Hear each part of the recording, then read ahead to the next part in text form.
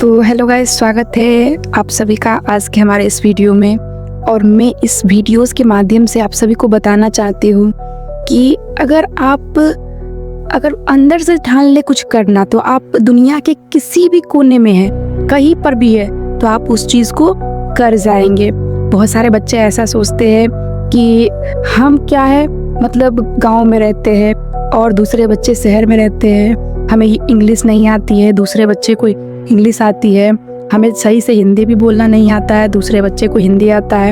यानी ऐसी ऐसी समस्याएं रहती है और वो क्या करते हैं, हार मान लेते हैं। इसलिए तो वे सोचते हैं कि हम हमेशा गांव में पले बड़े हैं हमेशा से, और दूसरे बच्चे शहर में है, तो क्या पता उनको ज़्यादा आता होगा और हमें कुछ नहीं आता है। तो ऐसा नहीं सोचना है, क्योंकि मैं एक्सपीरियंस के साथ बता रही हूँ कि मैं भी पहले ऐसा ही सोचती थी कि कुछ टॉपर्स बच्चे होते होंगे तो उसमें कुछ एक्स्ट्रा फैक्ट होता होगा, लेकिन ऐसा बिल्कुल भी नहीं है। मुझे लगता था कि जैसे जो बच्चे जैसे 80-90 परसेंटाइल क्रॉस कर जाते हैं वो उसमें कुछ एक्स्ट्रा होता होगा, लेकिन ऐसा कुछ भी नहीं है। क्योंकि मैं जब 9th-10th में थी तो मैं काफ़ी मेहनत की थी, लेकिन एग्ज़ाम थोड़ा गड़बड़ हो गया, इसकी वजह से मेरा मार्क्स थोड़ा कम आ गया। और फिर मैं 11th-12th में जाती हूँ तो मैं सोचती हूँ नहीं, मुझे कुछ अच्छा करना है, और इसके बाद मैं काफ़ी मेहनत करती हूँ। 9th-10th के तुलना में मैं बहुत ज़्यादा ही मेहनत करती हूँ, और रिज़ल्ट भी मतलब ऐसा होता है कि किसी किसी का लक बहुत ही ख़राब रहता है, तो उसी में से मैं भी एक थी। तो एग्ज़ाम टाइम में मुझे टाइफाइड हो गया था, लेकिन मैं वहाँ पर भी हार नहीं मानती हूँ, और कुछ समय बाद एग्ज़ाम भी नज़दीक आ जाता है, लेकिन मेरा जो बुखार था वो कम नहीं होता है। मैं किसी प्रकार से एग्ज़ाम देती हूँ, एग्ज़ाम ख़त्म होता है, रिज़ल्ट आता है, लेकिन रिज़ल्ट में भी मेरा काफ़ी अच्छा परसेंटाइल आया था। मेरा लगभग 83.2 परसेंटाइल आया था, जो कि काफ़ी अच्छा था। जिस प्रकार से मेरा एग्ज़ाम गया था, मुझे कोई उम्मीद नहीं था कि मुझे वो भी मिलेगा। क्योंकि अब मैं 10th की बात बताऊँ, 10th में भी मेरा वही हुआ था, कुछ ऐसे ही प्रॉब्लम हो गया था जिसकी वजह से मेरा मार्क्स गड़बड़ा गया था। हालांकि ठीक ठाक ही था, 76.2 परसेंटाइल था, कुछ ज़्यादा गड़बड़ नहीं था। लेकिन फिर भी मैं ऐसा सोचती थी हमेशा से कि जो टॉपर रहते होंगे ना, उसमें कुछ एक्स्ट्रा होता होगा। मगर मैं बता दूं, ऐसा कुछ भी नहीं है।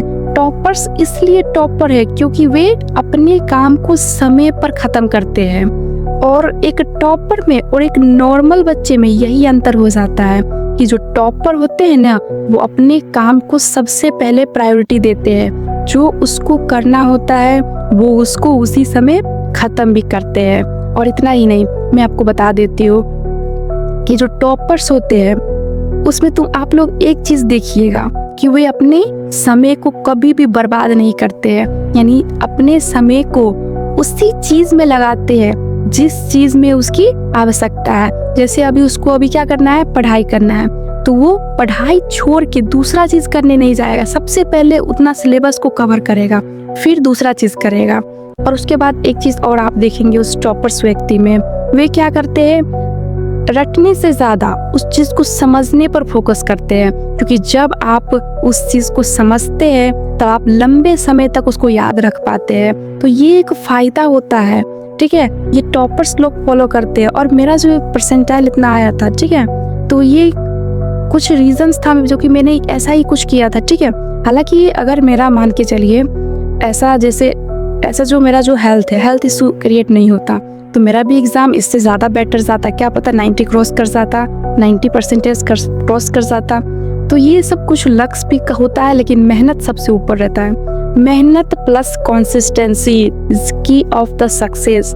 ये दो चीज़ याद रखिएगा। पहला, अभ्यास कीजिएगा रेगुलर, और दूसरा, उस चीज़ को समझ के पढ़िएगा, और तीसरा, समय को बर्बाद मत कीजिएगा। फिर देखिए रिजल्ट कैसे नहीं आता है। तो अगले वीडियो में हम बात करेंगे कि मैं अपने लाइफ में क्या कर रही हूँ। तो चलिए मिलते हैं नेक्स्ट वीडियो में।